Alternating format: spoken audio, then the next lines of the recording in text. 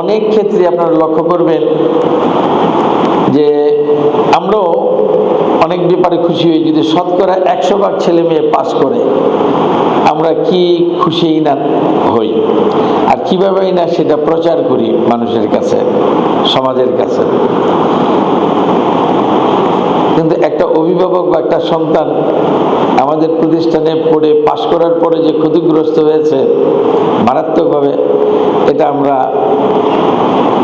অনেকেই চিন্তাও করি না, এটার জন্য এটা লক্ষ্য করি না। আমাদের কলেজ থেকে, স্কুল থেকে এসএসসি এইচএসসি পাশ করলো, এরপর হায়ার এডুকেশন নিল, অথবা এতটুকু নিয়েই কর্মক্ষেত্রে গেল। কর্মক্ষেত্রে যাবে কিভাবে? প্রতিযোগিতামূলক সমাজ ব্যবস্থা, তাকে চাকরি করতে হলে অনেকের সাথে প্রতিযোগিতা করতে হবে। ইন্টারভিউ দিতে গিয়ে দেখা গেল যতটুকু জ্ঞান অর্জন করা দরকার ছিল আমাদের প্রতিষ্ঠান থেকে তা অর্জিত হয় নাই। সেই জন্য যেখানে ইন্টারভিউ দেয় সেখানেই ফেল করে, চাকরি হয় না। এই অবস্থায় তার পরিবারের কাছে সে বোঝা হয়ে যায়। এখন চা খাইতে হলে তার টাকাটা বাপ মার কাছে আবার চাইতে হয়, খাওয়া দাওয়া করতে হলে সেই পরিবারে খেতে হয়। কোনো জায়গায় চাকরি পাচ্ছে না, তো চাকরি না পাইলে সে তো তার শক্তি শ্রম দিয়ে কাজ করতে পারে। সে রিক্সা চালাতে পারে, ঠেলা গাড়ি চালাতে পারে, ছোটোখাটো দোকানদারি করতে পারে, বিভিন্ন রকম কাজ করতে পারে। এখন এই শিক্ষিত মানুষটা, তার কাছে এমএ পাশের সনদ আছে, সার্টিফিকেট আছে, সে এই কাজগুলা করতে পারে না। এই জন্য এই সার্টিফিকেট হলো তার জন্য সমস্যা। এই যে আমাদের স্কুল থেকে পড়ালেখা করে, কলেজ থেকে সার্টিফিকেট নিচ্ছে, এটা হলো তার জন্য যে জায়গায় সৌভাগ্যের সোপান হতো, এখন দুর্ভাগ্যের সোপান। এই জন্য সে এমএ পাস করে কিভাবে রিক্সা চালায়? যদি ওই পিতার এই সন্তান মূর্খ হতো, গায়ে শক্তি আছে, রিক্সা চালাইতো, ওই পরিবারে কিছু না কিছু কন্ট্রিবিউশন রাখতে পারত।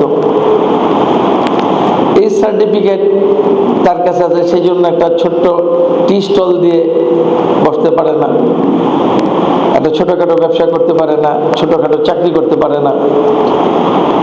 তার কাছে লজ্জা এই সনদটা, সার্টিফিকেটটা। পরিবারের জন্য কি হতে পারে? যে পরিবারের পিতামাতার সর্বস্ব তার জন্য উজাড় করে দিয়ে তাকে পড়ালেখা করিয়েছে, তার জন্য তো রোজ কিয়ামতেই সেখানে। এই কথাগুলি এই জন্য আপনাদের সামনে তুলে ধরলাম। আমরা শিক্ষক যারা আদর্শিক পেশায় আছি, আমরা কতটুকু পেশাদারিত্বের চিন্তা করি আর কতটুকু নিজের স্বার্থের কথা চিন্তা করি, এইটা আজকে খুঁজে বার করার জন্য আপনাদের কাছে আমার কথাগুলা। এই যে আমাদের ছেলে মেয়েগুলা পড়ালেখা করানোর পরে শতভাগ পাস,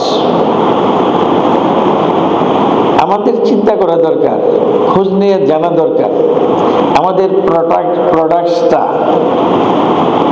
কতটুকু আপনার উন্নত, কতটুকু মূল্যবান, এটা চিন্তা করা দরকার। শুধু আমাদের চাকরি করি, পড়ালেখা করাচ্ছি, মাস গেলে বেতন নিচ্ছি, আমরাও যারা কর্তৃপক্ষ, আমরা তো স্কুলগুলো চলছে, ভালোই চলছে, ভালো রেজাল্ট হচ্ছে, এগুলা দেখে যদি আত্মতৃপ্তি নিয়ে বসে থাকি তাহলে মনে হয় সঠিক কাজটা করছি না। এটা আমার উপলব্ধি। তো আমাদের স্কুলটাকে, কলেজটাকে, মাদ্রাসাকে আমরা ভালো প্রতিষ্ঠান করতে চাই। এই ভালো প্রতিষ্ঠান কেন করতে চাই? সেটাও হবে লক্ষ্য উদ্দেশ্য ভালো এডুকেশন দেওয়া, আমাদের ছেলে মেয়েদেরকে যথাযথ জ্ঞান সমৃদ্ধ করে তোলা। পাস করে জিপিএ 5 গোল্ডেন 5 পাওয়ানো না, শতকরা 100 জন পাস, এটা আত্মতৃপ্তি উপলব্ধি করার জন্য না, 100% পাস এবং জিপিএ 5 পাওয়ার সংখ্যা বেশি এটাকে অ্যাড হিসাবে ব্যবহার করার জন্য না, সুনাম সুখ্যাতি অর্জন করার জন্য না। শুধুমাত্র চিন্তাটা আনতে হবে ইন্ডিভিজুয়াল স্টুডেন্টকে আমি যথাযথ যোগ্যতা দিয়ে এখান থেকে বের করতে পারলাম কিনা। তো সেটা করার জন্য আমি মনে করি যে শিক্ষা প্রতিষ্ঠান ভালো করাটা দরকার। এখন ভালো করতে হলে আমি এই পর্যন্ত ছাত্র জীবন থেকে আমি শিক্ষকতা করি, আবার শিক্ষা প্রতিষ্ঠান প্রতিষ্ঠা করে পরিচালনার সাথেও আছি, আপনাদের সাথেও আছি। এখন আমার এই বয়সে আমার যে চিন্তা ভাবনা সেটা হলো একটা ভালো শিক্ষা প্রতিষ্ঠান করতে হলে অনেক উপাদান, উপকরণ, অনেক পরিকল্পনা বাস্তবায়ন একটা প্রতিষ্ঠানে থাকা প্রয়োজন, যার দ্বারা একটা প্রতিষ্ঠান ভালো হবে। একটা প্রতিষ্ঠানের যেগুলো জানা কথা সেগুলো আপনাদের বলি এই জন্য যে আপনারাও চিন্তা করতে পারবেন, আপনারাও আমাদেরকে পরামর্শ দিতে পারবেন। একটা স্কুল করার জন্য জমি লাগে, অবকাঠামো লাগে, শিক্ষক লাগে, কর্মকর্তা কর্মচারী লাগে, ছাত্রছাত্রী লাগে। এগুলা তো আমাদের যে শিক্ষা প্রতিষ্ঠানগুলা সবগুলো আছে।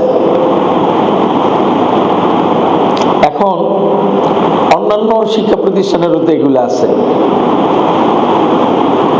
অন্যান্য শিক্ষা প্রতিষ্ঠান থেকে ব্যতিক্রম এবং যদি উন্নত হয় তাহলেই তো আমরা ভালো একটা প্রতিষ্ঠান হিসেবে পরিচিত হব।